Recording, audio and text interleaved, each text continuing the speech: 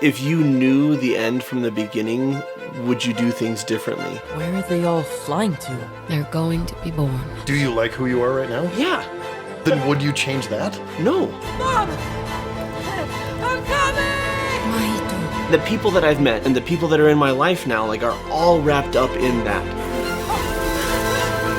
Mother, please! I need to be sad. I need to mourn. If I'm happy, it's like they didn't matter. Please come with me! I'm not going anywhere with you! I hate you! I hope you know what a good boy you are. Remember them, but live. Because that's what they would want for you.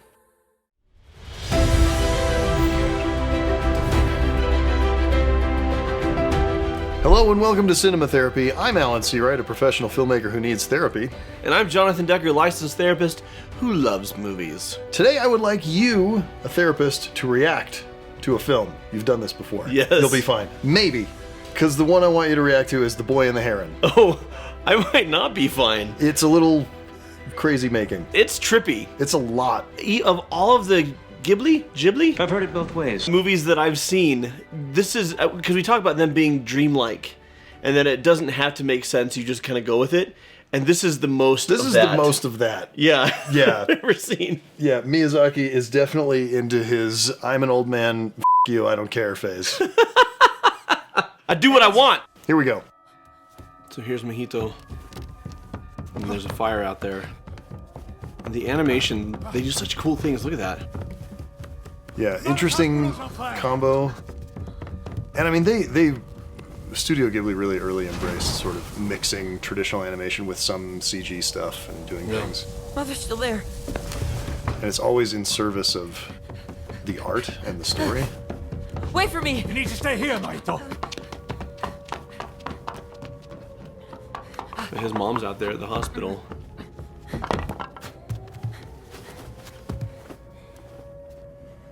One of the things I love about Miyazaki movies is he often includes little details like that. Like he comes running back in and the sandal is stuck to his foot. Yeah. And it's like, that's such a specific, clearly a thing that like happened to him that he remembers from being a kid. And he just threw it in to like add some ambience.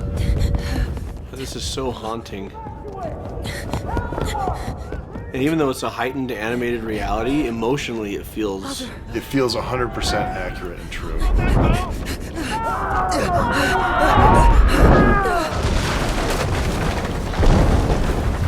And that is just...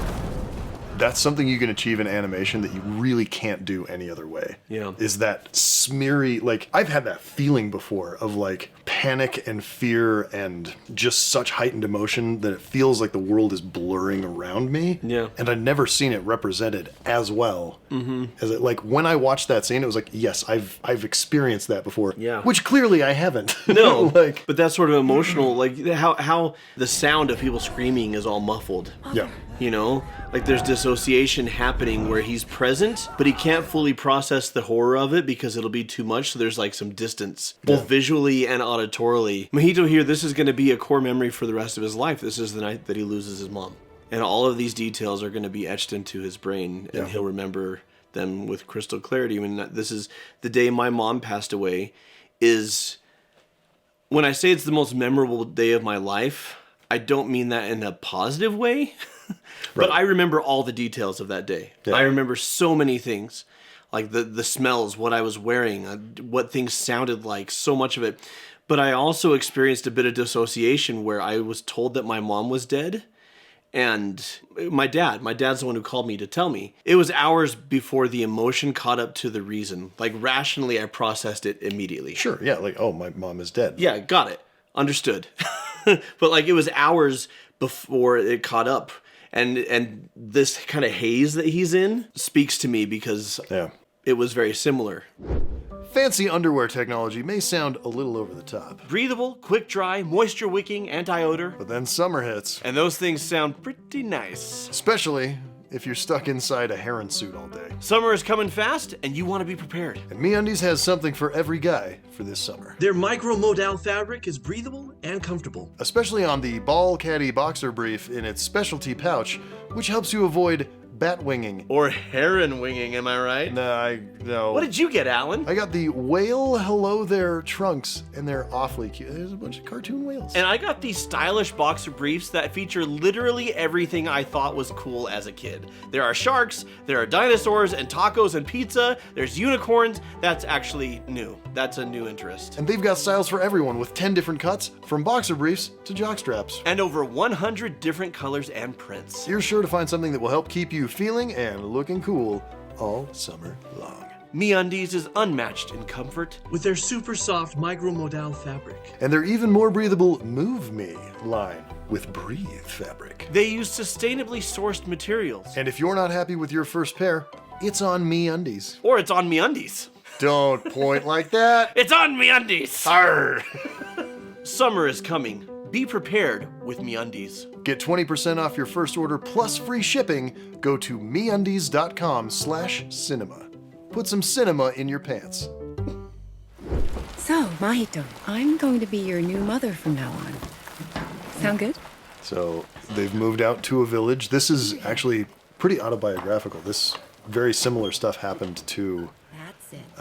Hayao Miyazaki when he was a little kid. Feel it moving? So here, his father remarries his mom's sister, Baby. or, his I aunt. have a little brother or sister.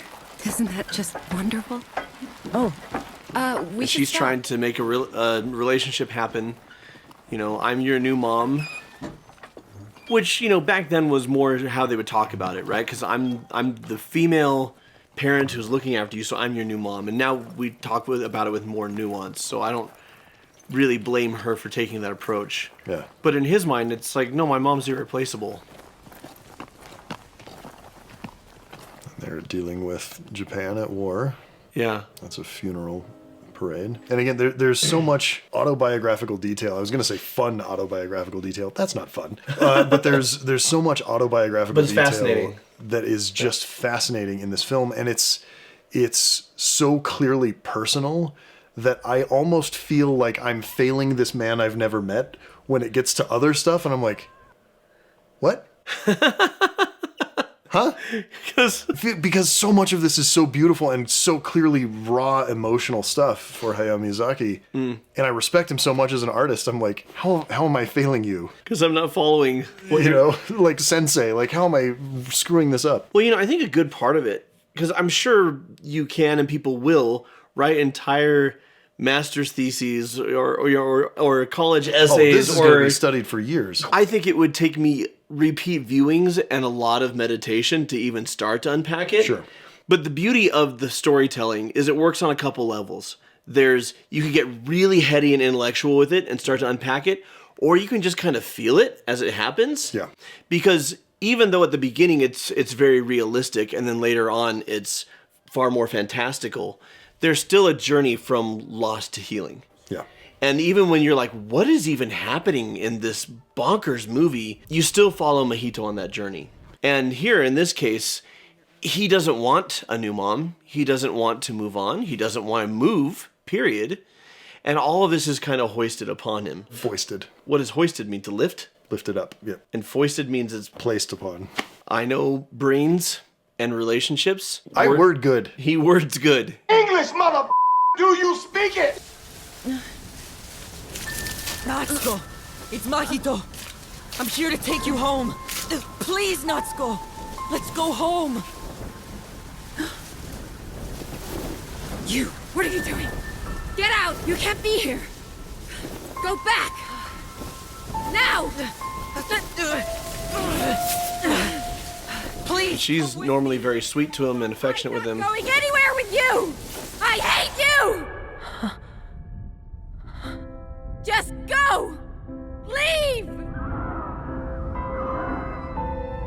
But this isn't really her. Mother. You can tell because of the paper tornado.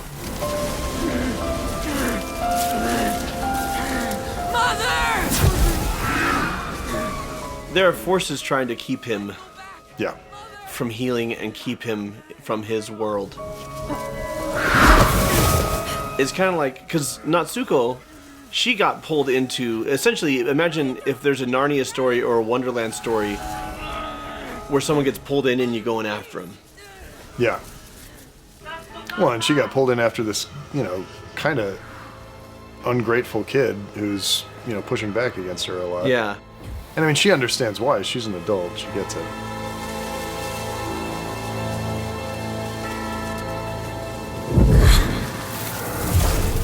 But the fear of getting close to Natsuko, his aunt, is that he'll lose her too. Not necessarily to death, but maybe to rejection, right? And so This is preying on that fear of his. And that's the thing about trauma, is we're afraid of the repeated emotional experience, not necessarily the repeated literal experience. One wish. Let my sister lying there go home with this boy who will be her son. Natsuko. Natsuko. Come, you can do it. You just have to get up.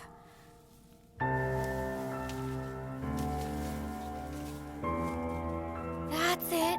That's a good girl. Well, Now, come here. I wasn't super clear on the timeline, but Hime, who's holding Mahito right now, is his mom, but she wandered into this tower when she was a kid. Yeah. So the thing I don't understand is, did she have this experience as a kid and she remembered it when she had him? Right. And is she, does she know from the time that she's a kid that her little sister is going to be her son's mother? I don't know what happened there timeline-wise. It also doesn't matter. It's such an interesting, beautiful bit of storytelling right there. That what happens kind of isn't important. Well, it reminds me a little bit about that movie Arrival, which we should do an episode Arrival on. is so good. Right? But if you knew the end from the beginning, would you do things differently? Right. And the thing is, a lot of us, we think that we would. We think that, if only I knew then what we knew now. And I'm going through something like this in my life right now, where there's a bit of if I knew now what I knew then, would I do everything differently? And the knee jerk is absolutely, and save myself and other people all this pain. But then I kind of come back to, but this made me who I am.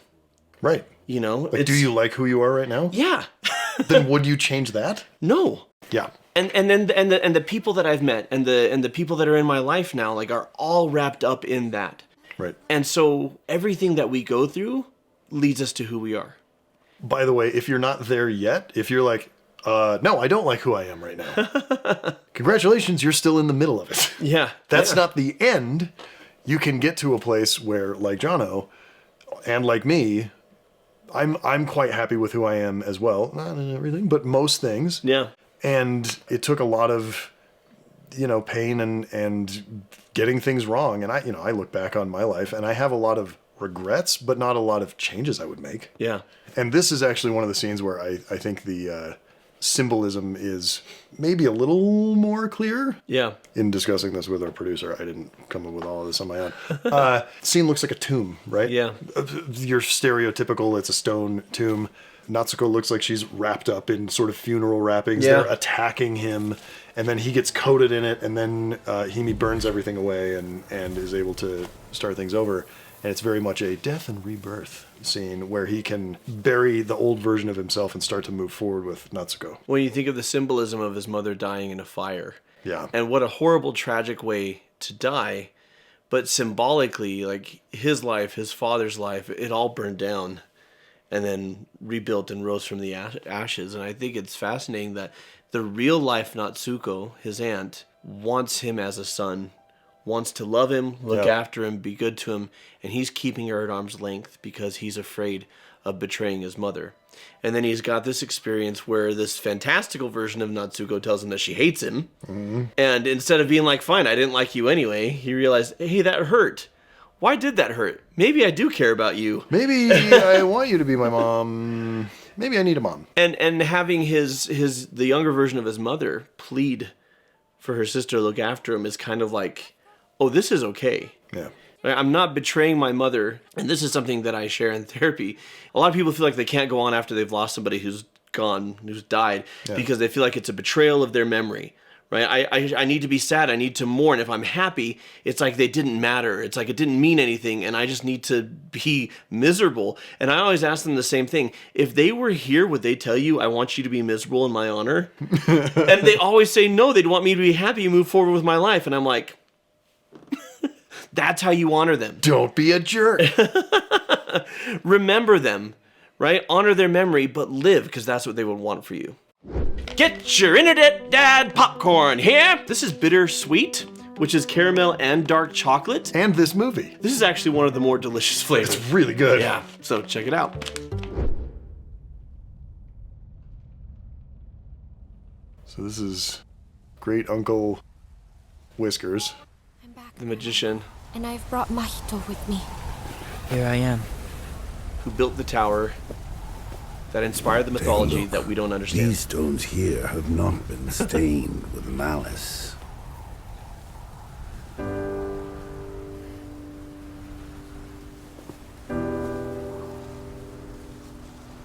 I had to travel the far reaches of time and space in order to find them. There are 13 stones in all. You just need to stack them once every 3 days. You can build your own tower. A kingdom that is free from malice. He wants Mahito Create a world of bounty. to stay, right? And to Yeah, to stay in this fantastical world and rebuild it and make his own thing.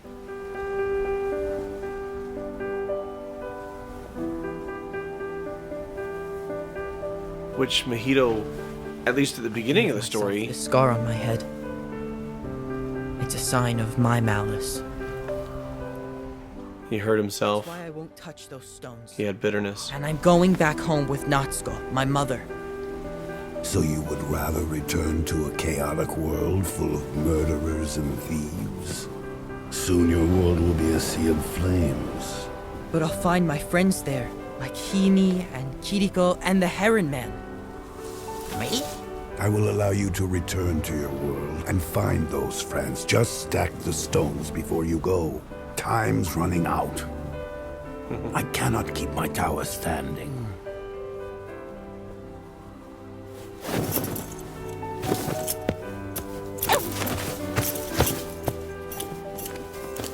Betray us like this? How could you place the fate of the entire empire upon a mere handful of stones?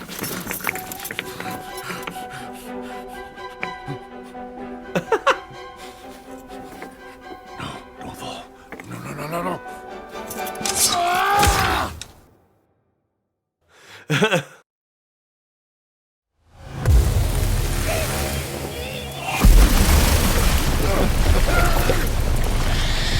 Himi! Mahito! Return to the corridor of time! Go back to your own time! Grand Uncle!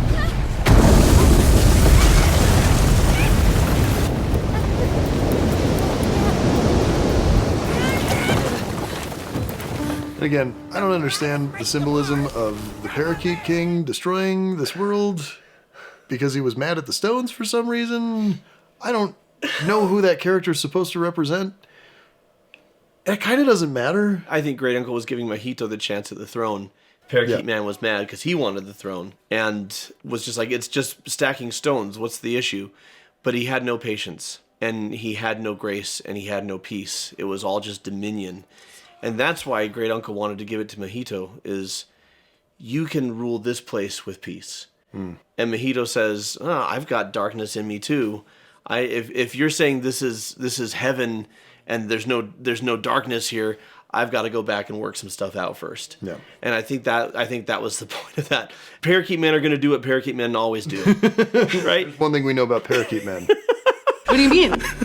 What do you mean? What do you mean? I think the paradise that Great Uncle had built was kind of an illusion anyway. Parakeet Man was there. Yeah. There's that hovering black thing that turns into your typical Miyazaki goo Yeah. that attacks. There's There's- always flaily goo in a there's- Miyazaki movie. Anger and there's violence there too. So here's my read on it. Yeah. Mahito goes into this world in part because he doesn't want to be in the real world. Right, yeah. There are other plot motivations for him to go in, but that's a big emotional reason to go in there. He doesn't want to live in the real world. He's got a new mom, his father's moved on, and he doesn't have his mother, and he hates it. He hates all of it. Yep. And he comes to realize that this world, this life, is where I belong, and it's also the only place that I can live and do my work, right? I can't escape indefinitely. And to me, that speaks to when we're grieving, sometimes an escape is nice, but we can't live there. Right? We've got to come back, and we've got to deal, and we've got to live, and we've got to heal. And we do that by honoring those who departed. We do that by moving forward. We do that by loving ourselves and by loving them. And then we just hurt. And you hurt until you hurt less. And that's just the process. Yep. This is it. Your world is through here. What's gonna happen to you, Himi? My door is a different one. I have to go there as I'm going to become your mother. But if you go back there, you're gonna die in the fire at the hospital. You know, he's talking to his mom. Scare me? You know I'm really lucky to have you as a son. Please don't. You've got to live, Himi. I hope you know what a good boy you are.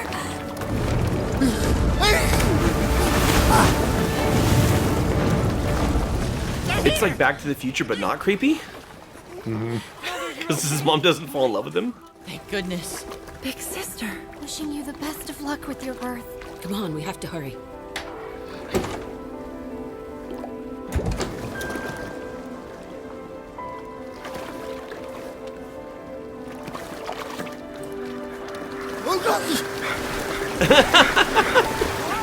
What the hell is happening? They all want they all want to come into the real world. Parakeet man. But then when they want to do, escape.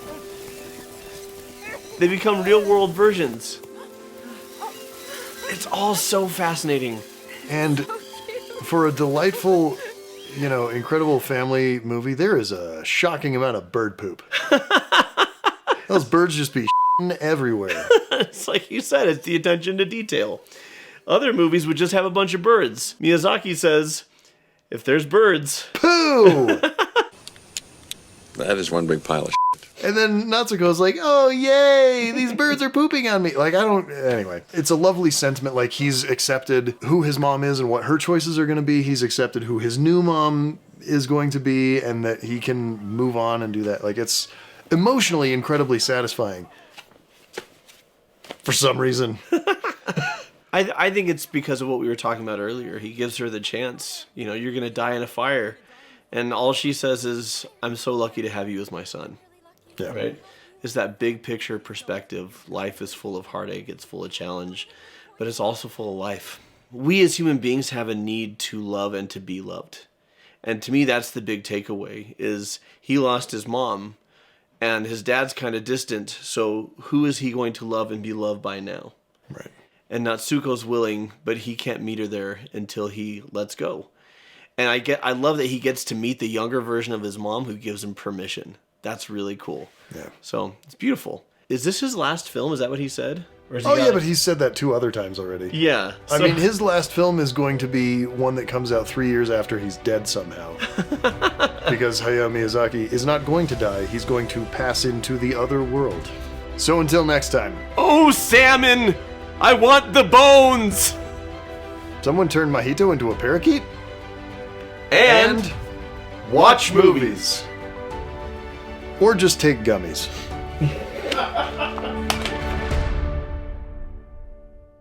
Hey, we want to thank our patrons. They're really great people, and they get to see extended director's cuts and a whole bunch of other stuff. People that have names like this one. Jason Mochley, Christopher Bremser, Hazel Baby 22, Mushroom Party, all caps, exclamation point. It just sounds like fun. Chad Haley. Just sounds normal. Sorry, Chad.